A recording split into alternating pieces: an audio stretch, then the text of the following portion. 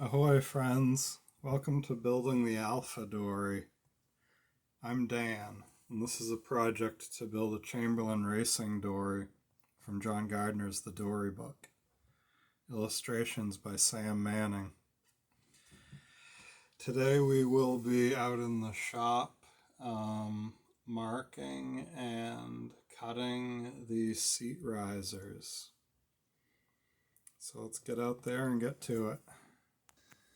Okay, so I'm trying to get a little bit shorter videos to upload.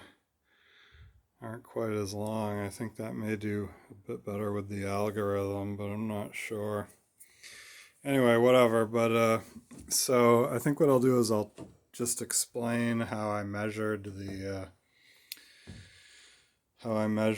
for the seat risers rather than doing it all on camera. So I've already measured it anyway, so it is what it is.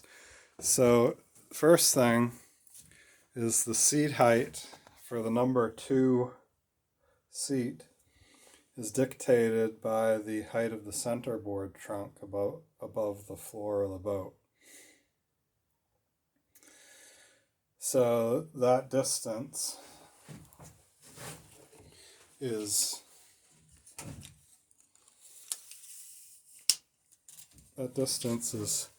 13 inches.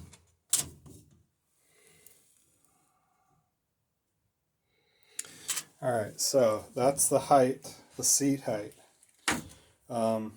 Because this seat here captures the centerboard trunk and is tight down against it. So that's the height of the seats for the Alpha Dory.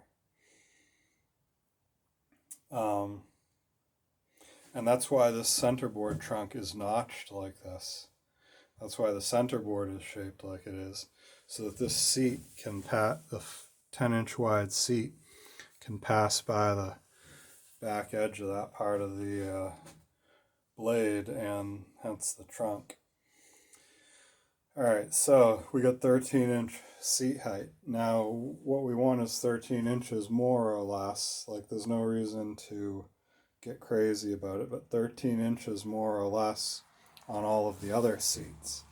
And that's true for this seat up front here, because this seat also captures the centerboard trunk, and this line here is 13 inches as well.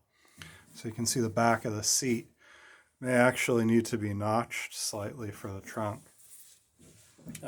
but basically rests on the trunk as well. So these two, the first seat and the number 2 seat, at the first station and the first frame and the second frame, those seats have a huge job in bracing and strengthening the centerboard trunk to resist the torsion of the centerboard, which is down in the water, keeping the boat from slipping sideways. All right, so this is 13 inches. Next thing I did was mark the spall that's into the ceiling at 13 inches and clamp a board to that, bring it across, and so that now here's 13-inch height on the frame. Okay, and I'm leveling these with the level, the spirit level, and then checking them by eyeball against the frame tops. You can see how this is parallel to the top of the frames on the floor. So that's the biggest sort of pickup that your eye can do. It's tough to get an exact measurement of the height to the rail. I mean, if it's way off, you'll be able to tell. But the easiest thing for the human eye to sort of pick up on is the levelness of the seat versus the levelness of the frame. And if they're off, then it's going to be a little bit jarring to the eye. Not that the boat would perform noticeably differently, but you'd be able to see that the boat wasn't symmetrical. All right, so next thing I did was take the tape measure and measure from the chine up to the 13-inch mark that I put on this frame. Then I came back here. The number 3 frame is the exact same frame, same angle, same curvature, and I measured the same. What was it? It was actually 19 and a half. Measured the 19 and a half inches up. Put a mark on the 3rd frame, and then put a piece of scrap wood across, leveled that, measured that, and it's 13 inches. So now we know that this seat and this seat, now we've got the location for the seat riser to get this seat and this seat at the same height. And then I just came back here and I put another measured 13 inches here on this upright, and then came across, marked that there. Okay, now all of this to say, if we were building a bank story, so the whole point of marking these locations on the frames is to find out what sort of a curvature we're going to need to cut into the seat riser to get it to land on these locations once it's cut and then bent, flexed into the boat. All right, so if we were building and we're not, the seat riser is a dimensional seat riser. It's going to be like 5.5 inches wide or so. So there's not really going to be much edge set that we can put it in. Some boats, you'll notice, have an oak seat riser that's fairly thin. It's more of a seat rail, and you just flex it in and then edge set it up or down. Bend it up or down to land wherever you want the seats to set. So that's not what we're doing. We're flexing in basically a plank, a sawn plank, sawn to shape. And this plank actually adds a lot of stiffness to the hull. It's basically the equivalent of sealing in a large ship, which is basically forming a double skin. So the strength of this plank is going to add. It's going to be basically adding in a double skin, albeit just one plank in the boat. All right, so we marked each of these locations on the rails. Now, like I say, if you were building a bank story, all you would have to do to get the shape of the curvature of this seat riser, is take your garboard plank pattern, the pattern that you cut your garboard plank from, lay it on stock, the appropriate size for your seat riser, and trace that. Because the curvature of the garboard plank, the cut, and the shape of the garboard plank on a bank story will be the same as the curvature and shape of the seat riser. So when you put that seat riser in, as long as you put it in level to the bottom, it'll maintain the same height above the bottom all along, because that's what the garboard plank does. Is that line is the shape of the bottom on an angled plane. Now in the Chamberlain Alpha dory, which is a Swampscott dory, that doesn't work. And that's because the bank story has all of the frames at the same angle. So these knuckles at the turn of the bilge, on a bank story, they're all at the same angle. So the garboard curvature works for up the hull, another 2 or 3 planks up the hull. It works. It's the same curvature. On the Swampscott dory that we're building, this Chamberlain racing dory, the angle of the knuckle of the two middle frames, they're splayed out further than the angle of the knuckle of the first frame and the last frame. So once you get up to here on the boat, these two middle frames are splayed out considerably more than the front and the aft and the bow and the stern frame. All right, so all that to say, the difference in the distance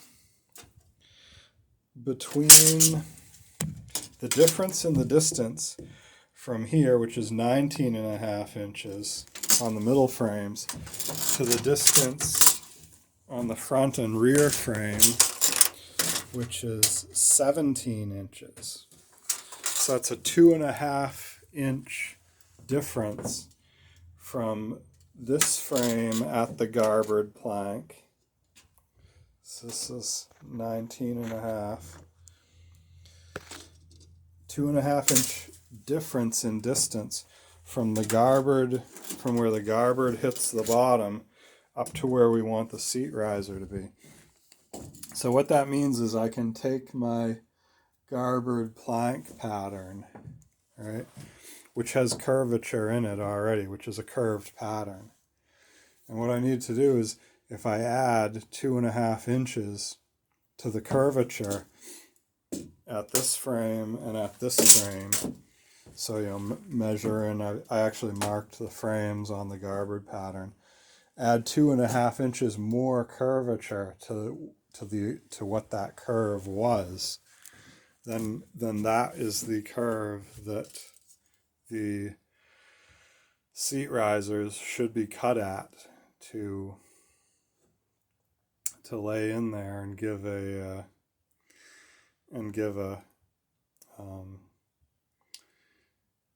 even distance above the bottom. So that's what I've done. Here's the garboard plank pattern here. I got that out yesterday and marked the curvature onto this 2x stock out here, pine 2x4, 2x10. So now what we're going to do is we're going to cut out, you can see that curve, we're going to cut that curve.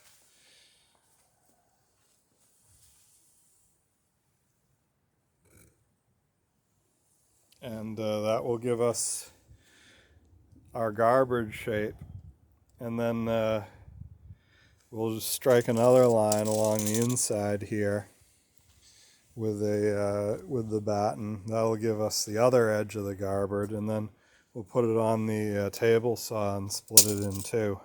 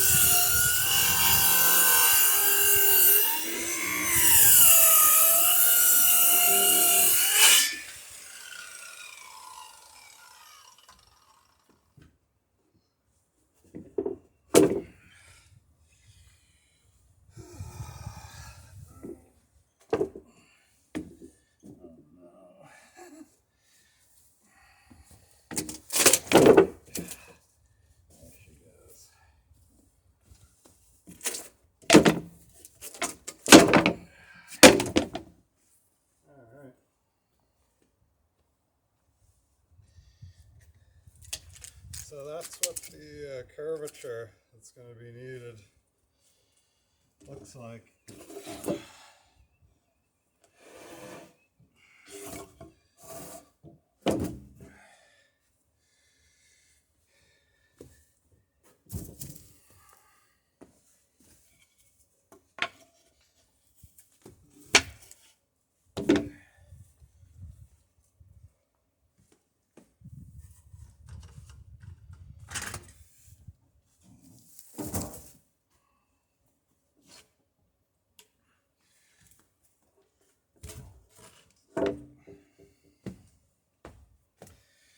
Next thing is to strike the other side of the line.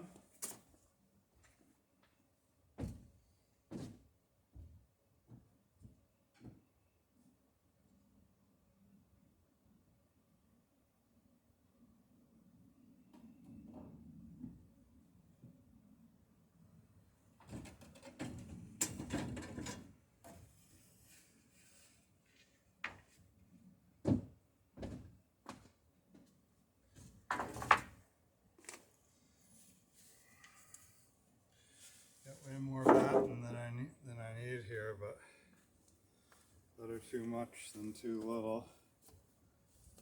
Alright, I got a couple clamps.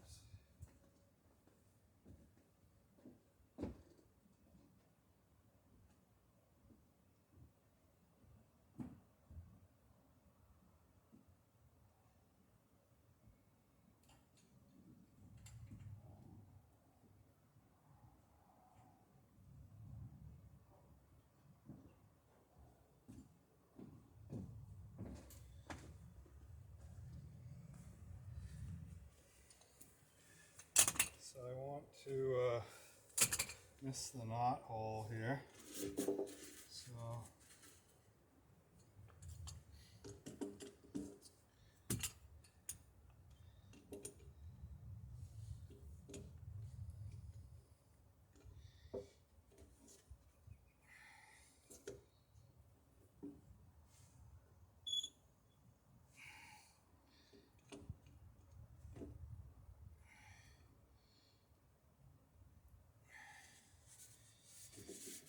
yeah, it'll miss the knot hole. What I may want to do is get a board to spread out the pressure on that. So I don't have a little crimp right where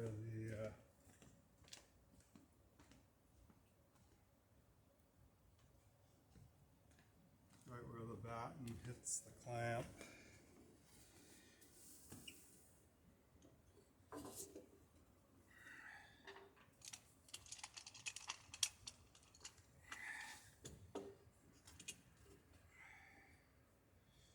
Alright, that looks good.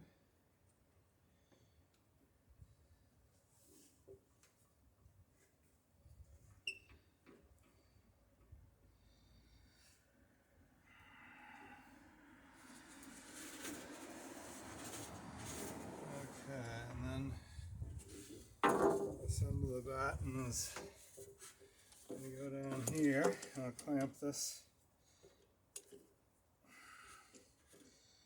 So we're going to taper the ends of the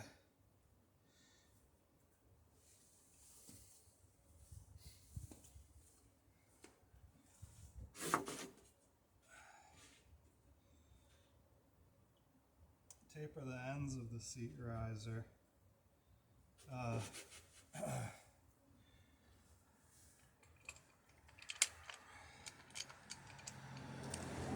And then there'll be a little detail on the very end where it terminates, just to kind of finish it off.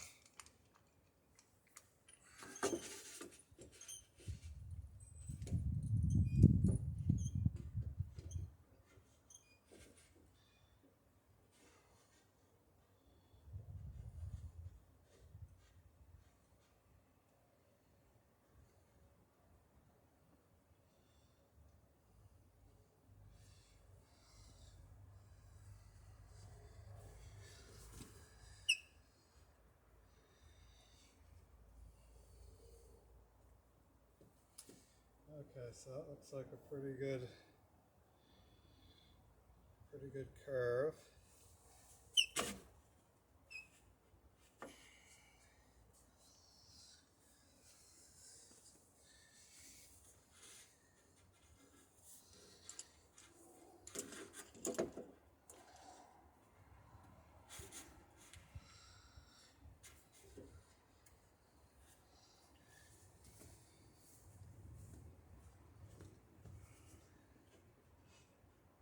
Adjust it a little bit. There we go. That looks like a good curve there.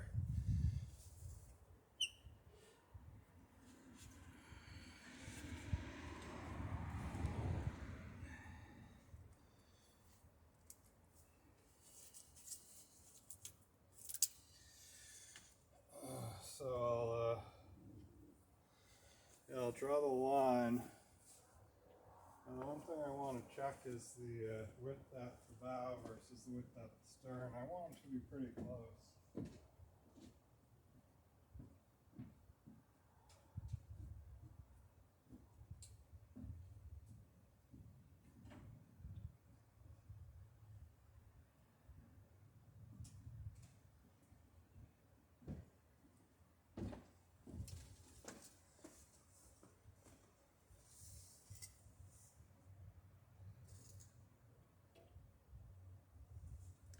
So we're at 3 inches there.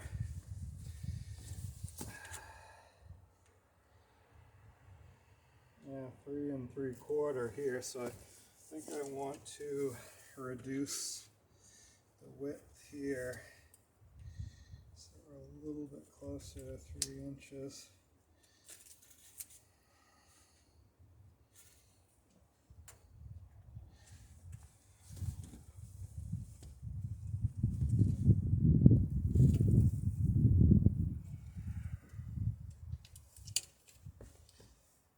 Looks pretty good.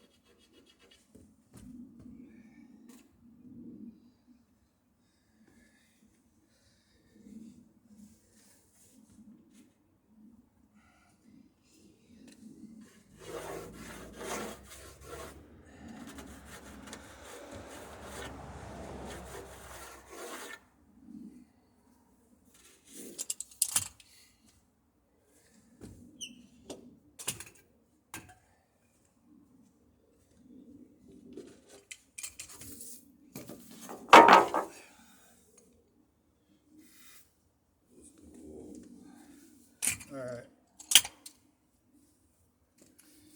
So, looking good there. Let's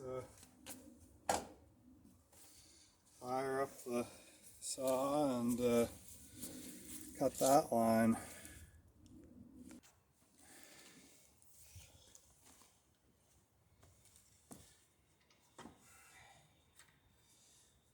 Drop the blade down just a tiny bit more.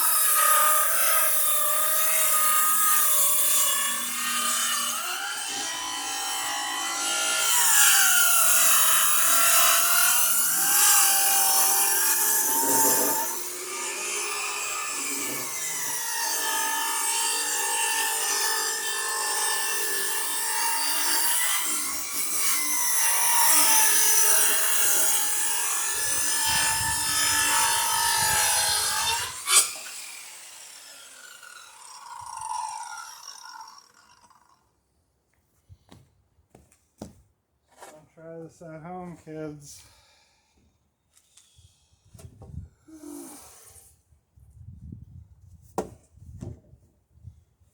Alright, well, you got it. So, that's the shape of our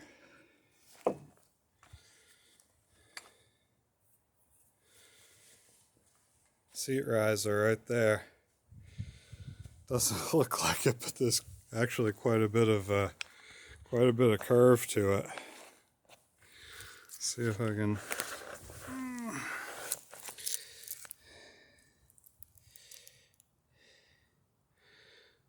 So yeah, it's way too much curve to edge set into a board this wide. Like I say, next video we'll split this in half and turn it into one seat riser for either side of the boat. And yeah, we're pretty much finishing up just in time for sunset, so probably cut it on the table saw tomorrow. I get the table saw uncovered.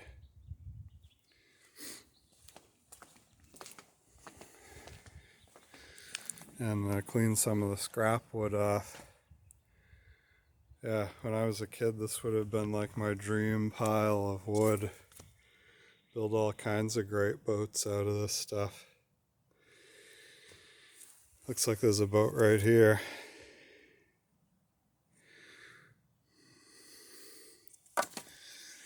Anyway, yeah, so I guess that's about it for this evening, and see you next time. Thanks so much for stopping by building the Alpha Dory. Look forward to seeing you guys in the comments and next video. Have a great day.